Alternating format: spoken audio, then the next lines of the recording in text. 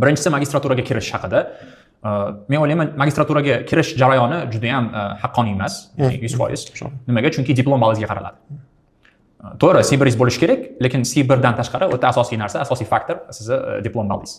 Meniki 80 necha ham bo'lgan, 83 mi yoki 87 mi? Baland bo'lmagan. Men o'zi qo'shimcha qabul bilan kirdim. Qo'shimcha qabul 1,5 barobar to'lanadi. O'zi noto'g'ri, chunki nimaga? Joy borda o'qishga.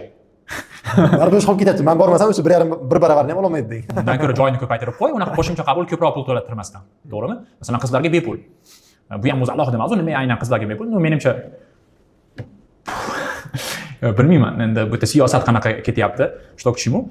Lekin aytmoqchi bo'lgan narsam, masalan, o'tgan yili lingvistikani 5 ta odam bitirgan ekanda. 5 ta odam.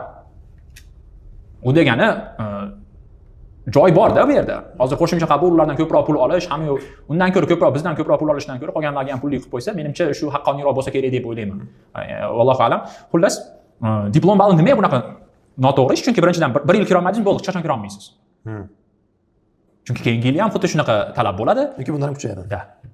Bu siz butun umrga shu yo'nalishga qiziqqan odamni imkoniyatini olib qo'yapsiz-da. Va shu yo'nalish bo'yicha juda ham zo'r bo'lishidan qat'iy nazar, matematikani yomon o'qigan bo'lsa, jismoniy tarbiyadan past bo'lgan bo'lsa, butun umrga mahrum qilindi. Meni fikrimcha bu shaxsiy kuzatishim va bu narsa haqida ko'p o'ylab ko'rdim, to'g'risi.